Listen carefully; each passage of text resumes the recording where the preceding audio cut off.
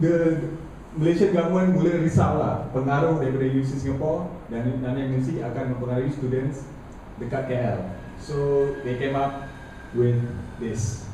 In 1964, they amended ISA untuk satu subsection, ya, untuk mewajibkan semua students yang nak masuk UM kena dapatkan satu suitability certificate, sijil kelayakan daripada SB.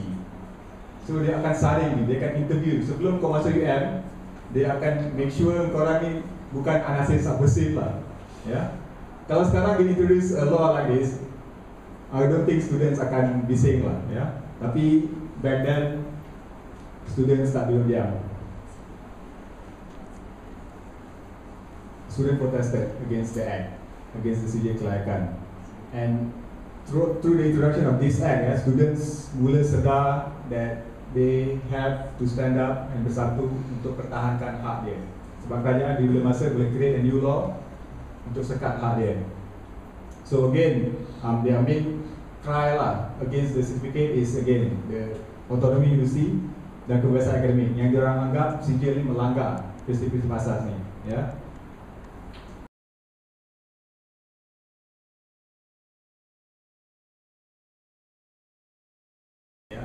Kalau ikutkan, it's to look at the way they organize themselves masa dulu, the format of the student union. That is a big lesson, ya. Sebab sekarang kalau tengok orang students ada MPP, which are not really representing them lah, tak menjaga kepentingan mahasiswa lah kan. They need to bring back the student union. That format of organisation is democratic, ya. Student union is still relevant sampai today. If we want to ambil satu key lesson, is that the students union as a body to organize the students and to represent the students, to give students a voice dalam kampus. Dan kalau boleh represented dalam majlis universiti juga lah, dalam lembaga pengarah, supaya the students should also terlibat sama dalam proses keputusan dalam kampus. Step untuk perubahan is always awareness lah. So that's the point of the Silabawah lecture, to create awareness.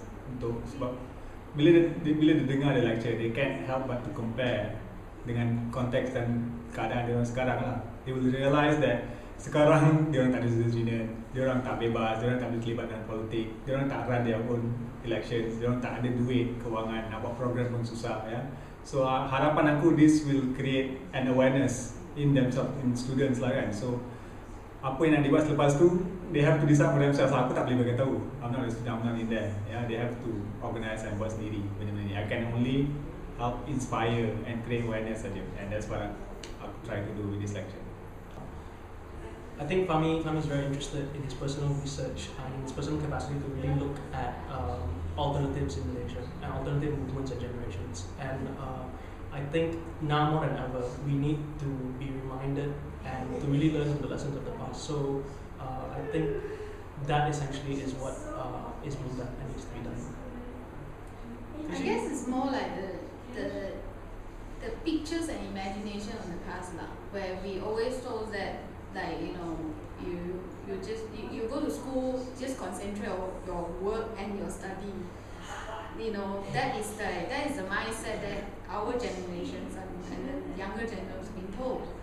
And then we cannot imagine what's happening in the past until, you know, we understand that actually there's more freedom, more, you know, vibrant in the past, where we used to have. It's not only happened in other countries. We always say that, you know, other countries is more democratic because there's their culture and history. Actually, we had that, but we never know. I think that's why I think what Fahmi is doing is very important. So students can actually also have the imagination in the back that actually is not just one pictures. Ini menjadikan satu proses di mana kita menunjukkan ini memang budaya kita. You know, demonstrasi itu budaya kita, menyual itu budaya kita, student power itu dan praktis memang budaya kita. Kerana kita selalu diberitahu yang ini bukan budaya kita. So I chose GENG because I'm interested to look at why people come together. To put it very simply, why do people come together to share resources and to share an imagination? So during the next few weeks, we will be looking at things like the student movement. We will be looking at things like arts collectives, and also we'll be looking at newer developments of ways of people coming together through the internet and social media networks. I'm very interested in why people can share an identity.